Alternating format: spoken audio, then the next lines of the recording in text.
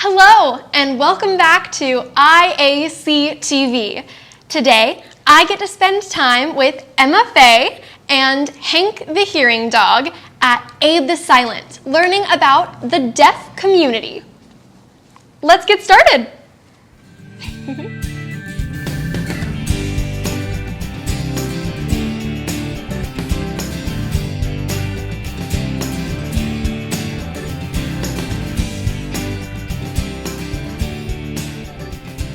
Hello everyone, I am so excited to introduce you to Emma Faye Rudkin with Aid the Silent.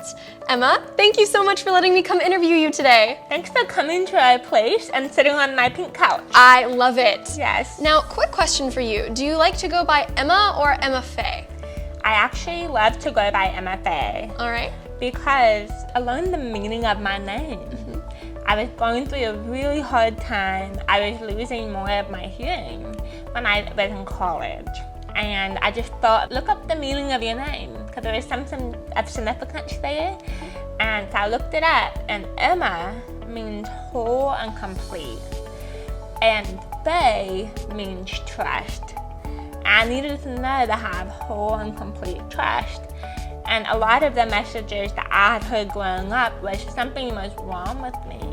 Because of hearing loss, I have profound hearing loss. And I believed that lie that I wasn't complete, that I wasn't whole. And so to learn that meaning of my name, to see that I was whole and complete, I was lacking in nothing. And it made me who I was. I love that you found that confidence and that trust that you could use through your name. That's beautiful. Yes, and I needed it. You mentioned that you have profound hearing loss. What does that mean? Were you born with hearing loss or did it gradually happen? It actually happened around the age of 3. So when my parents first had me, there was no sign of hearing loss.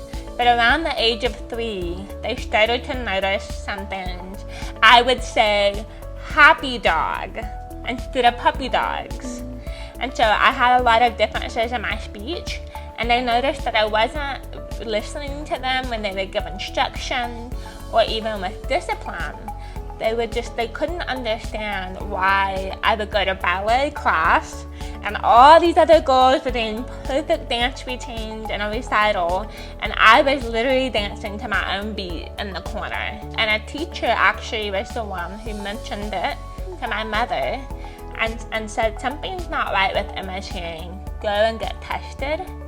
And how they test you, especially as a young child, is you're put into a soundproof booth and they put things in your ears. They give you blocks, and when you hear a beat, you would throw it in the bucket. What my mother said happened was she was able to hear the beeps getting louder and louder, and I was just sitting there still with the block. So life took a significant turn, and I was just 3. Wow. You mentioned that in college it was getting worse. Yes, so it stayed pretty consistent. A few drops here and there. So the first year I got hearing aids, actually, within the year I had such a significant drop that doctors told my parents when I was just 4 and 5 years old. They were telling her that I wouldn't be able to become anything. They said that I was very much on track to be these statistics that were about deaf kids, and it stayed consistent. But in college, I was really dealing with stress and worry, and a lot of that was I woke up one morning and I could no longer hear certain sounds. So a lot of that uncertainty in my life was very difficult.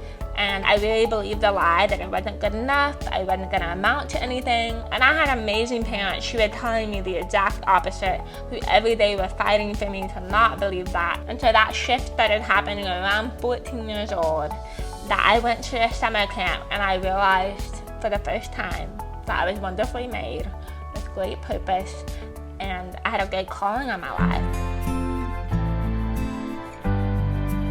You feel like a candle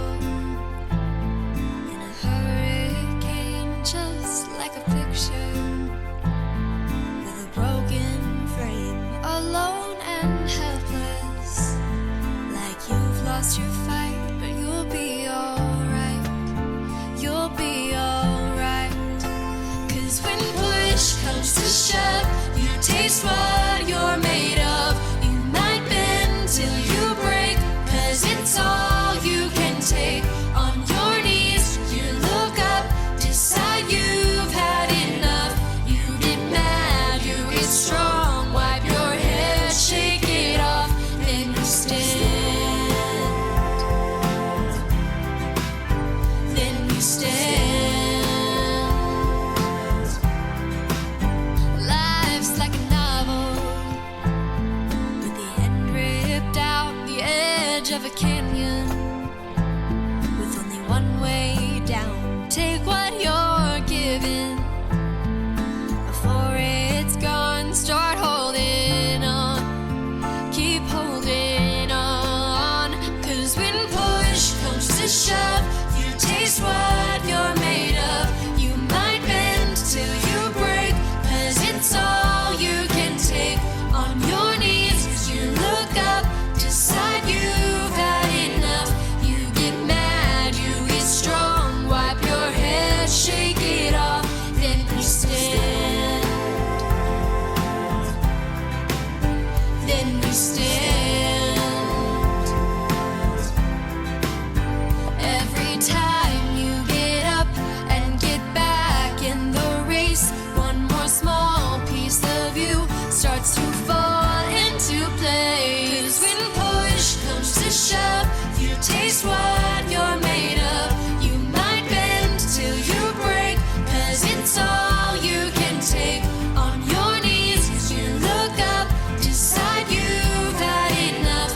You get mad, you get strong, wipe your head, shake it off, then you stand. Then you stand. Then you stand. Then you stand.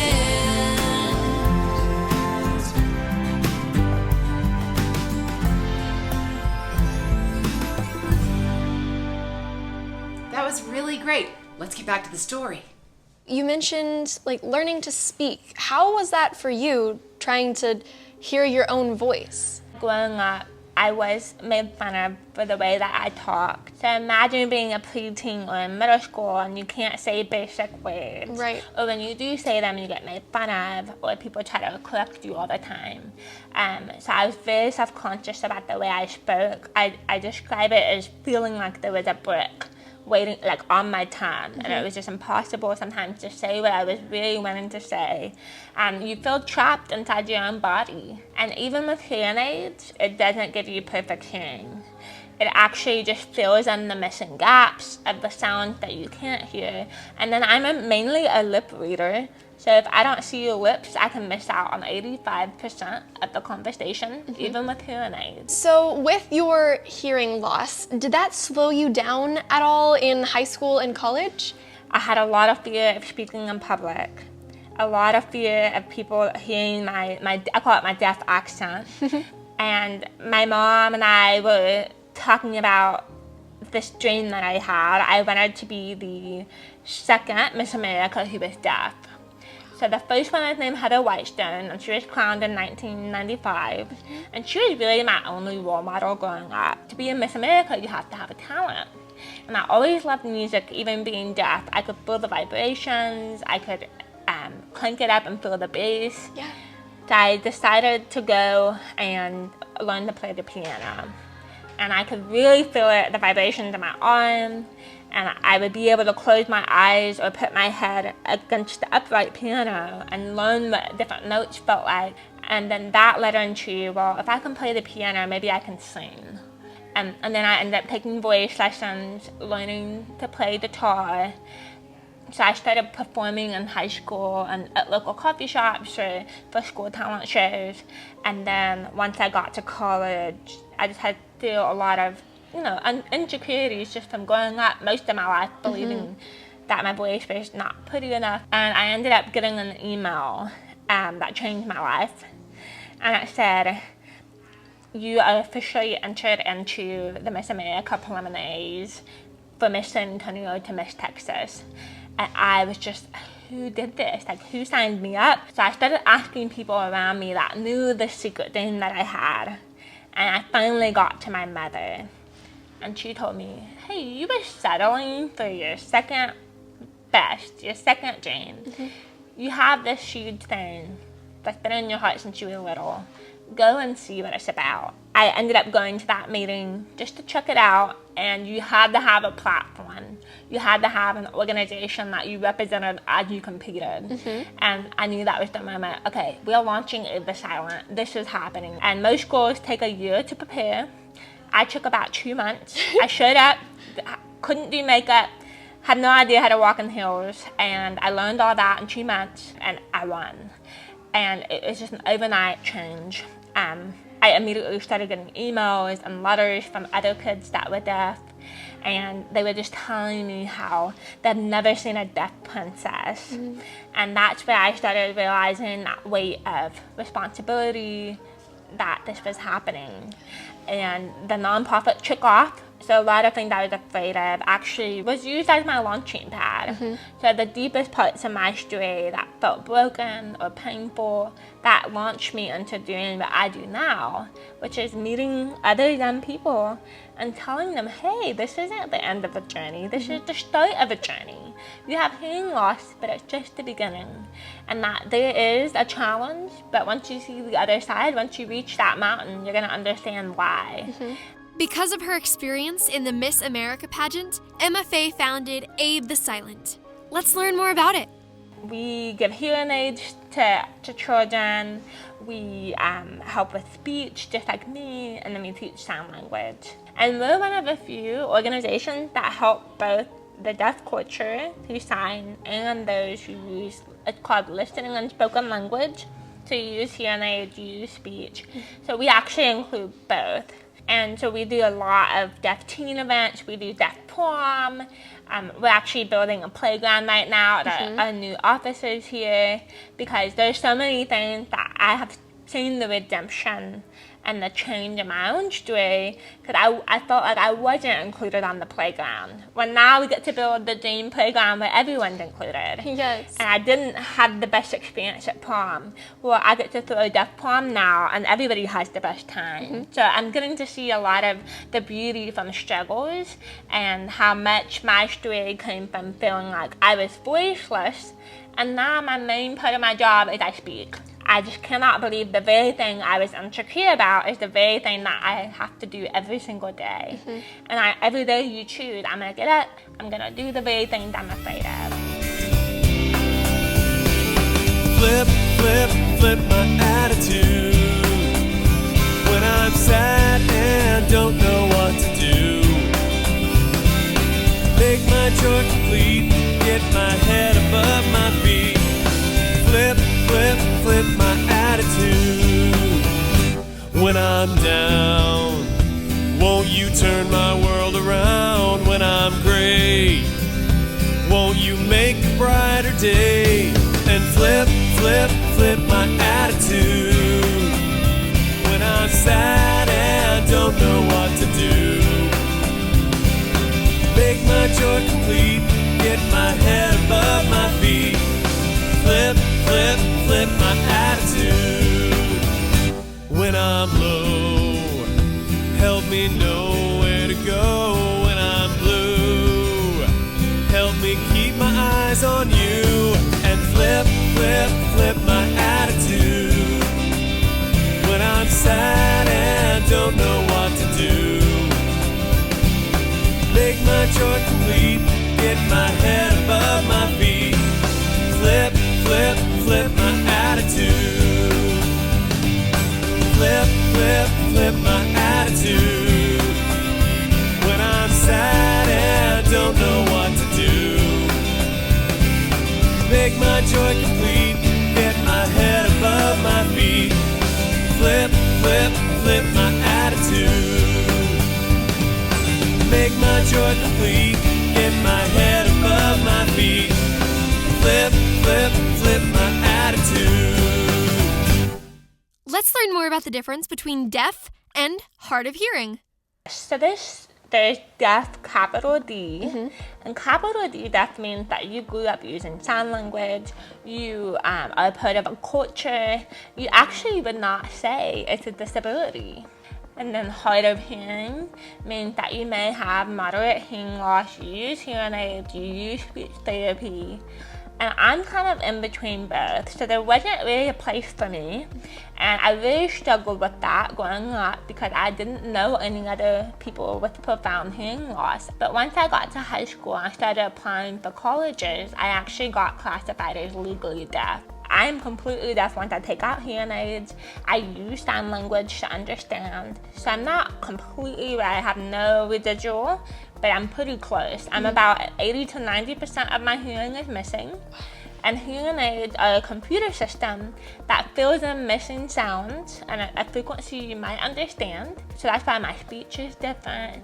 That's why I've only really known computer sounds since I was 3.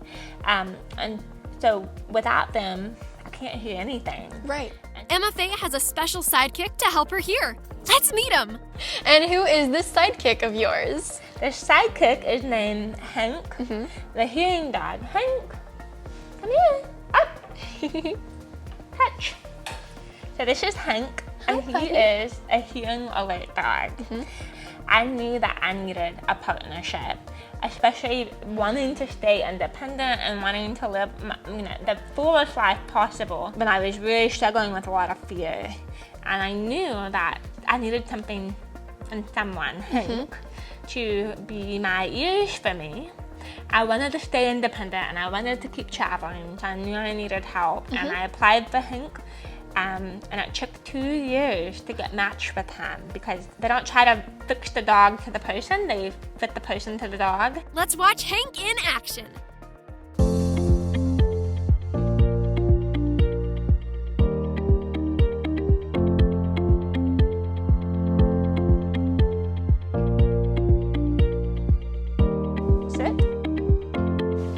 High five! So his favorite word is cookie, and he is looking for them when I say that. Cookie! Cookie! Cookie! So he's touching my hand. So that's reinforcing when he hears a sound to find my hand. So he's knowing that's positive to touch my hand. So I say cookie, and he touches his nose to my palm. And then he also knows touch. Touch. Touch.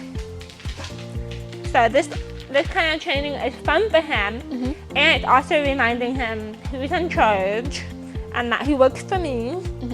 He has a job and he's got to do sound alerts too. Okay, I loved getting to see what you just showed us. He's incredible and very smart, and there are so many different commands that you did. So does he only listen to you, or can other people tell him to do things?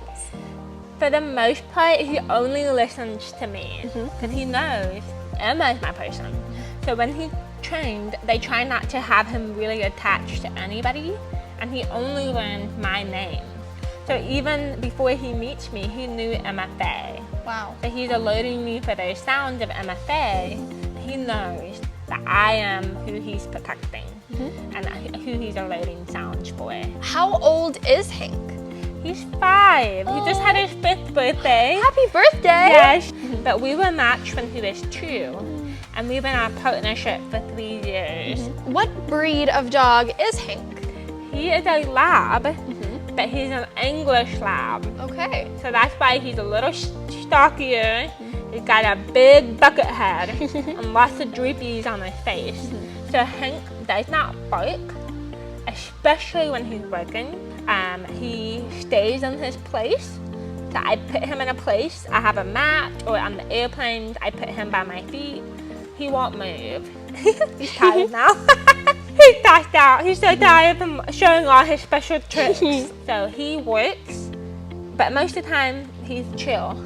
But when he does work, he's excited because that's what he was made for. Right. Well, I love getting to learn about Hank. He is so sweet, and he is so incredibly smart as well. Watching the two of you work together is absolutely incredible. Y'all have so sweet. Y'all have such a good partnership. Yeah, he is my best friend. And sometimes I'm like, oh, He's almost like a little person. He just is so smart that we definitely spend the most time together out of anyone in my life. You've got a friend in me. You've got a friend in me. When the road looks rough ahead and you're miles from your nice warm bed, you just remember what your old pal said, that you've got a friend in me.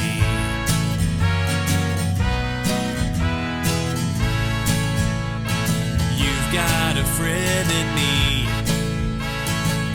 You've got a friend in me. You got troubles, I got them too. There isn't anything I wouldn't do for you. We stick together, we can see it through. 'Cause you've got a friend in me. Oh yeah, you've got a friend in me. Some of the folks might be a little bit smarter than I am, bigger and stronger too, maybe. But none of them will ever love you the way I do. It's me and you, yeah. And as the years go by, our friendship will never die. You're gonna see it's our destiny that you've got a friend in me. Oh yeah, you've got a friend in me. One more time, you've got a friend in me. So every kid that gets teenage with us, they get a matching stuffed Hank. Much like your kid, the lion, Yes. we have a Hank. And so every person who gets teenage gets a Hank. And Hank and I, we do a little segment where we talk about kindness, we teach sign language. So a lot of kids in San Antonio have seen Hank on TV. So it's so cute because we'll be at the bookstore and someone will recognize Hank. And we do teach a lot of sign language. Would you like to learn some? I would love to learn some. Yes, please. Great. So you talked about happy. So you just take two hands like this. Happy. Happy. Happy. Very cool. So happy colors. Happy. Yes, I Happy. like it.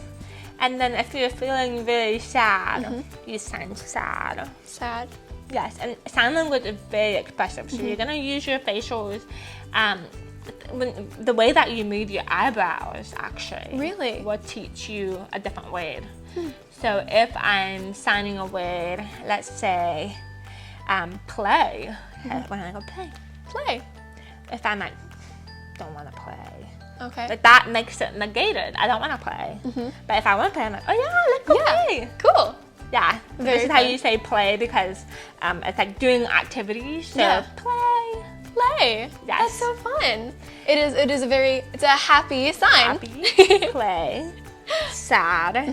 And then I love dog. Okay. So you just snap your fingers. Dog. Yeah, so like a snap. Okay. So it's tighter. There you go. Alright. Because, so of course dog, you're like, okay, come here. But, because it's quickly spelling it. Really? It's D-O-G. That's so Do cool. you see why? Yes. So D-O-G. So when you type dog, it's D-O-G. That Yeah. is so cool. So there's lots of things like that. Yeah. I love you. I love that one. That's my favorite sign. I love you because you're gonna see why. I I L L. you. That's- I love you. That's so That's cool. why it's that. Yep. So people don't realize that a lot of the sign is from the alphabet. So that's where you start. You start learning the alphabet because every sign uses the alphabet as the movement. Yeah. So for example, we just signed play. That's a Y. Okay. At play. And I'm Yeah. doing this movement with a Y. Right. And then another word, let's say class. Let's see. A C. Okay. So it's showing a group. A Right. class. A class. Because it's a C. Very nice. And then another fun sign is family. Okay. So you take the alphabet, the up, and you go around in the group. Okay. So family. So your pinkies touch. All Yeah, right. family. Family. Yeah. That is So those so are some fun. fun signs. Could you teach me how to spell my name? Yes. So how you would say your name, and you spell Gabby differently. I do. It's G-A-B-I. G-A-B-I. So you would say my My name, name, G-A-B. G-A-B-I. I. G-A-B-I. Yay! That is so Perfect! fun. Thank you. And my name is Emma Okay. Faye. Very cool. Yeah. I love sign language. It is such a beautiful language. It's and so beautiful. especially spelling in it. Like, I love seeing different people's names. Yes, names and songs are my favorite. Oh, yes. So everyone in deaf culture gets a name, a sign name. So I've had the same sign name since I was 16 from an interpreter who saw me at an event. So Emma, Emma? because I kept smiling non-stop, and I actually something was wrong with my knees. I had this giant brace, and I was still smiling until the interpreter out of nowhere saw me. Oh, Emma, because you're so joyful. It was just such a love fun that. change. So I have to think of one for you. Okay. Because it means once you get a sign name, it's forever. I like it. Only another deaf person can change it. So a lot of times people have the same sign names for their whole lives. But I think because you are strong and courageous, I think it should be kind of related to that. All right. So, Gabby. Gabby? That's like muscles. I like it. Gabby. I love that. Gabby. That's strength. I like it. Gabby. Well, thank you so much. Yeah. I feel very honored. Now, do you mind teaching me how to sign I am courageous? That's a good one. You would say, I I am courageous. am courageous. Yes. All right. So I am courageous. courageous. Yes. It's a very strong movement. Oh yeah. Yes. It's strong. I getting am very bold. courageous. All right, so now, for those of you who are watching, if you wanted to learn, it is I am courageous. Very fun. Well, thank you so much for teaching me that. Of course. Thank you. You mentioned inclusion a minute ago, and I know that's a big word. So what does inclusion mean? Inclusion means having the eyes to see the people who are on the outskirts. And I wish that people had the eyes to see me, but thankfully because they didn't, now I have the eyes to see others. And I did have a very best friend growing up who was amazing at including me, and she's still my very best friend. So I just needed that, and she was that perfect picture of inclusion for me. And it was so funny because later in life, she looked at me after she heard my story, and she was like, I can't reconcile that. Because you were just Emma. You weren't deaf to me, you were Emma. And that was the most beautiful thing. That's inclusion. It's not just looking at all the things that make us different, but how do you include someone? It's actually my favorite sign to teach. All right. So you take a cup with your left hand, All right, and then inclusion, you sweep around into the cup. like that? Yes. That is 'Cause so you're fun. taking everybody from the outskirts and putting them in. I love Into that. family, into inclusion. Yeah. So everyone who didn't think they belong, you take them and you put them in the family. That is such a fun sign, and I love what that symbolizes, that it is bringing everyone together, and it's saying, I'm not going to see the person sitting by themselves and leave them. It's going over and saying, hey, do you want to come join us? Or let me sit with you. Or having those connections that we can bring all different people from all walks of life in and including them and making them into that little family. I love that. Well, thank you so much for teaching me that. And I hope that reminds you that you can be inclusive every single day.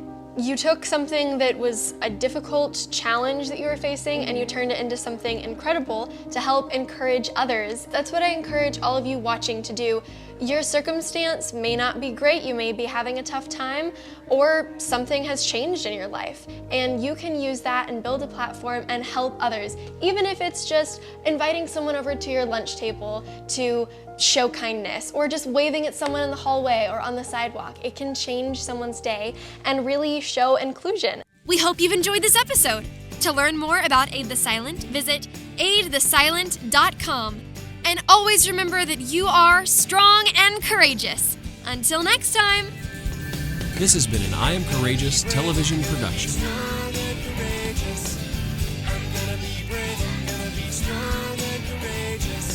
This episode was sponsored by the Jancy family.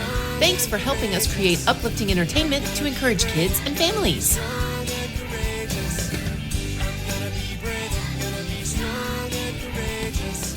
I Am Courageous is supported by viewers like you. To learn more, visit IamCourageous.net.